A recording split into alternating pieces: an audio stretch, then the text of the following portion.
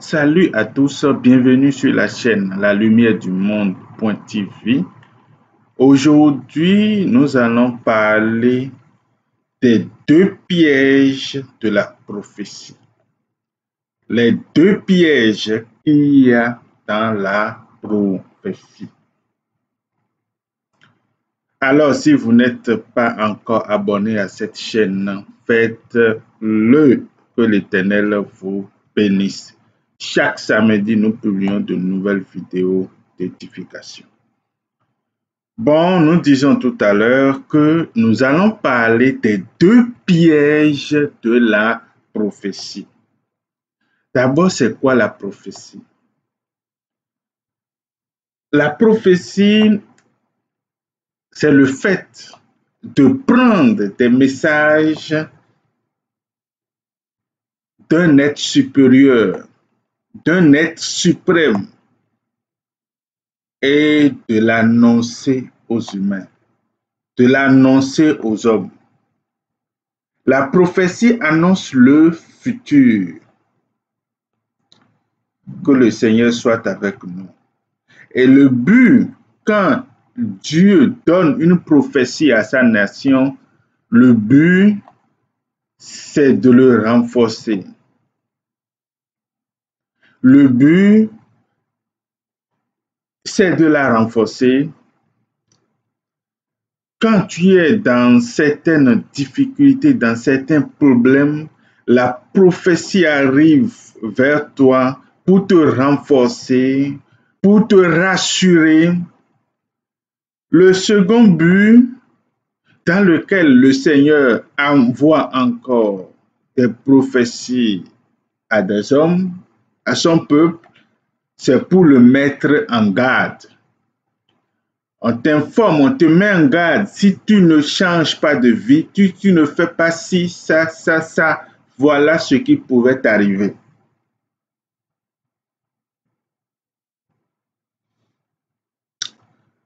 Mais les prophètes, ils sont quoi? On les appelle encore comment? Si nous voyons un peu dans la Bible, 1 Samuel 9, verset 9, on nous dit autrement en Israël, quand on avait consulté Dieu, on disait venez, allons au voyant. Car celui qu'on appelle aujourd'hui le prophète s'appelait autrefois le voyant.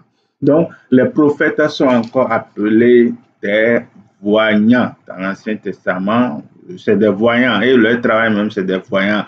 C'est-à-dire des gens qui voient le futur, c'est des gens qui ont la possibilité de communiquer avec des êtres supérieurs, avec le surnaturel, avoir des messages que le commun des mortels ne peut pas avoir des messages que les humains naturellement ne peuvent pas accéder. Ils ont ces privilèges-là et ils donnent maintenant ces messages au public, ils donnent ces messages au peuple de Dieu. Mais alors, le piège, nous avons dit les deux pièges de la prophétie. Le premier piège, c'est que toutes les prophéties ne sont pas de Dieu. De la même manière qu'il y a les prophètes de l'Éternel, il y a aussi les prophètes de Baal et autres. C'est pour ça qu'on nous a mis en garde en Matthieu et en Marc. Matthieu 7,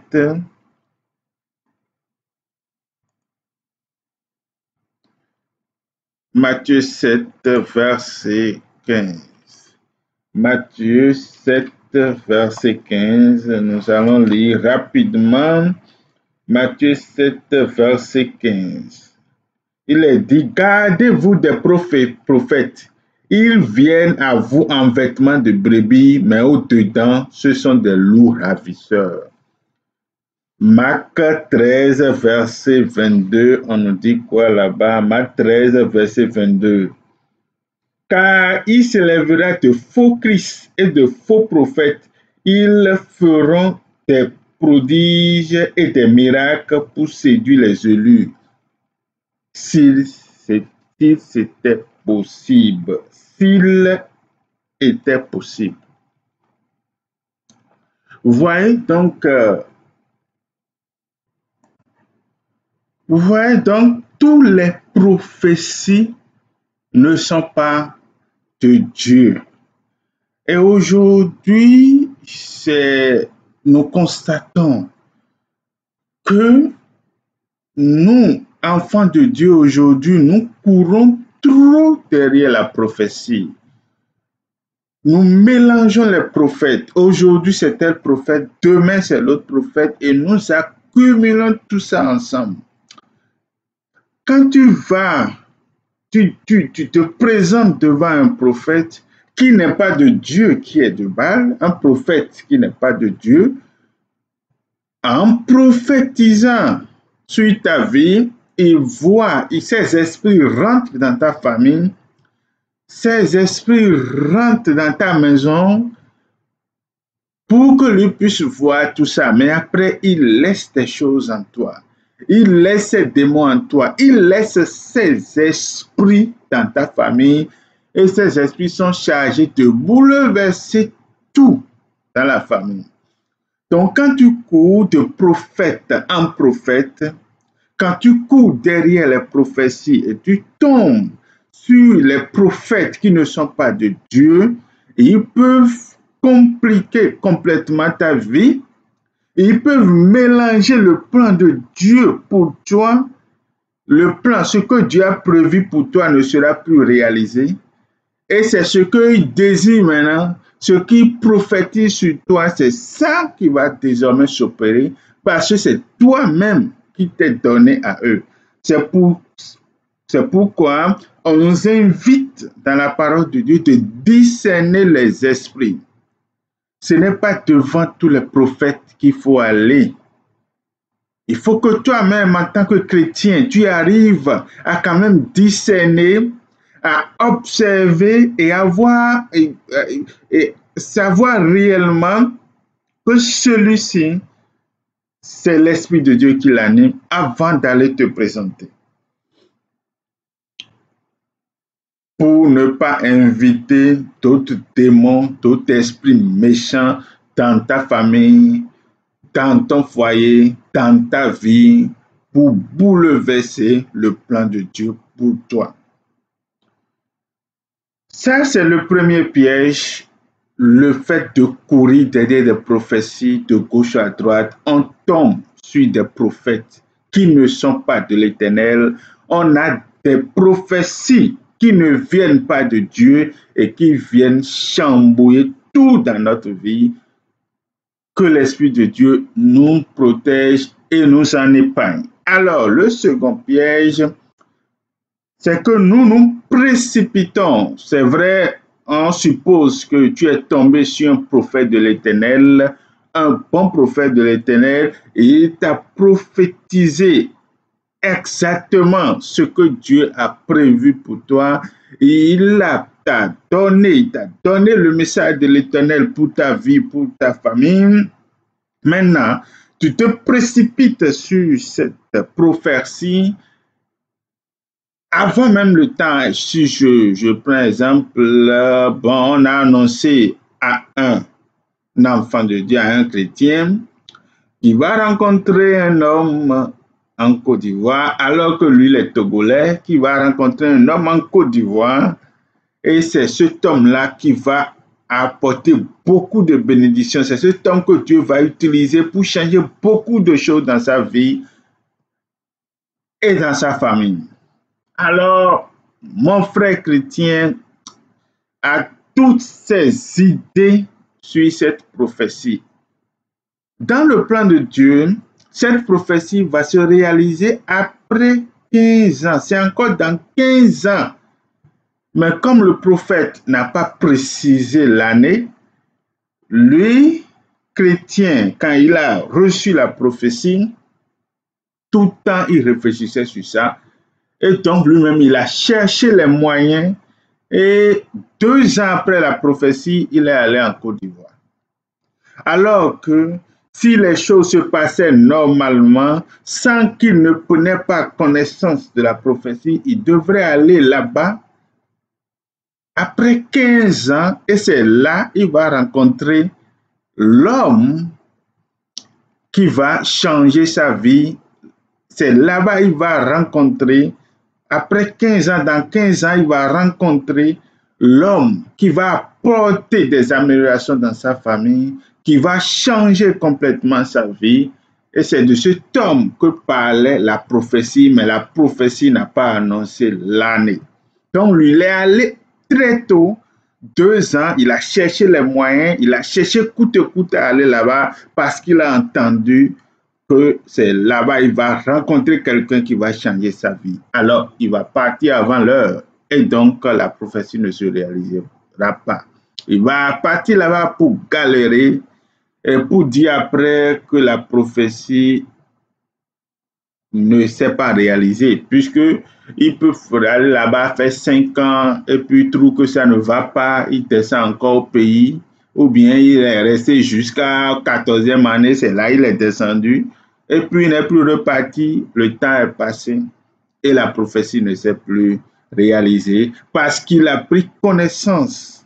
Et lui-même, au lieu de laisser les choses aux choses, au lieu de prier et vraiment mener sa vie normalement, il s'est concentré sur ça tout en Côte d'Ivoire, c'est que son bonheur est là-bas, il a précipité et il est allé avant le temps.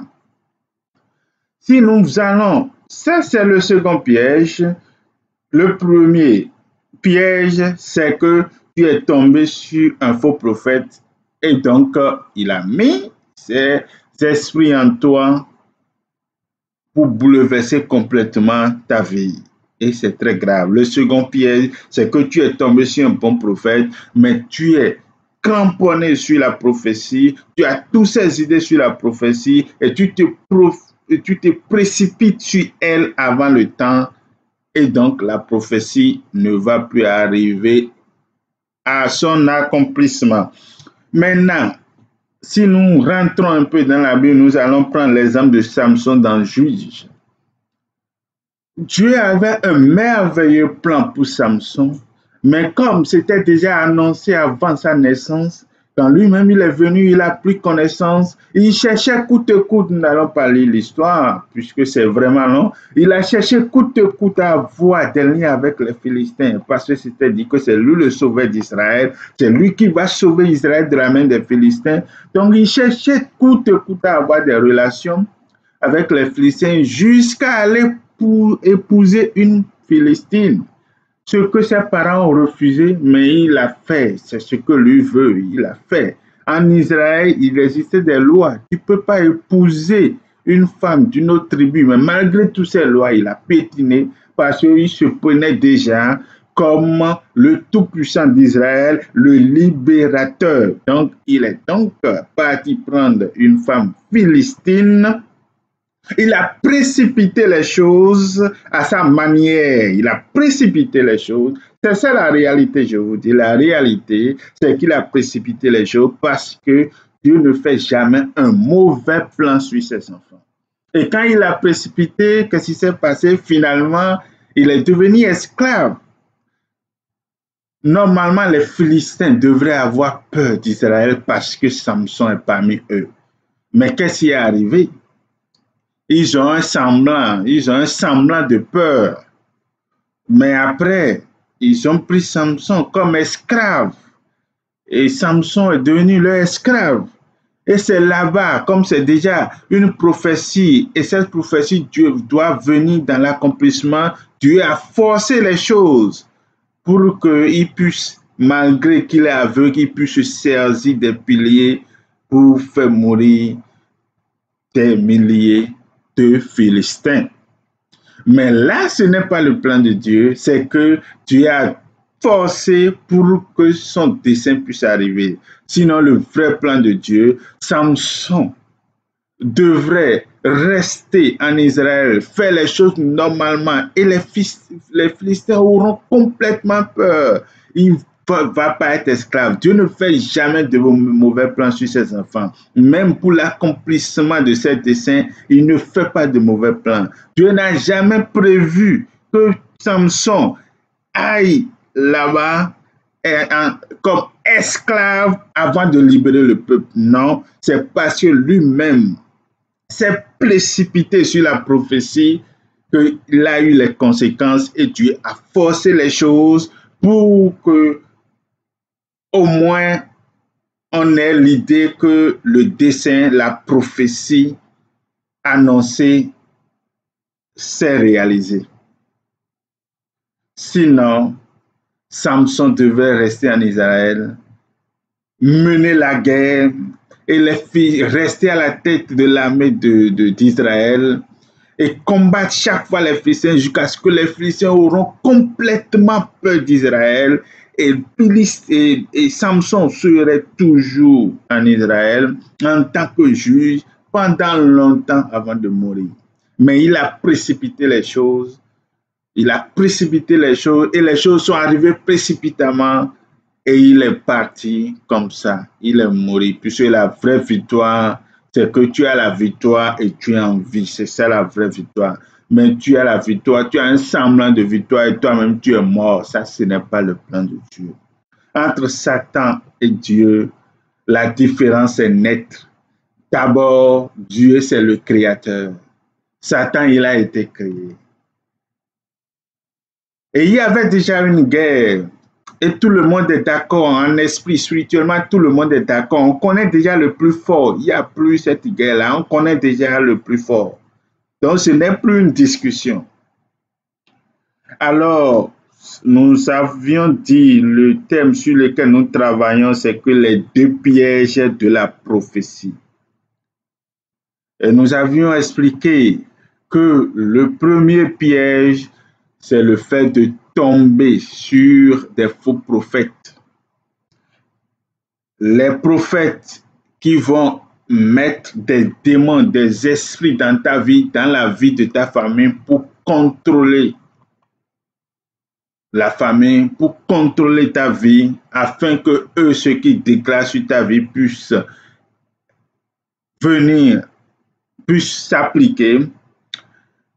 Et aussi des démons qui vont s'accaparer de ton étoile, de votre succès, en vous donnant un semblant de succès. Le second piège, c'est celui-là qui est tombé sur un bon prophète et qui a reçu la prophétie selon le cœur de Dieu, le message de Dieu, mais qui s'est précipité sur ce message et donc peut, à cause de cette précipitation, les choses peuvent ne plus se dérouler comme prévu ou les choses ne peuvent même plus se dérouler. La prophétie ne peut même plus se réaliser parce que lui-même, il a tellement précipité les choses que les choses ne vont plus se réaliser. Que l'Esprit de Dieu nous éclaire et nous instruise davantage. Amen. Si vous n'êtes pas encore abonné à cette chaîne, abonnez-vous, puisque tous les samedis, nous publions de nouvelles vidéos d'édification spirituelle. Que le Seigneur vous bénisse. Amen.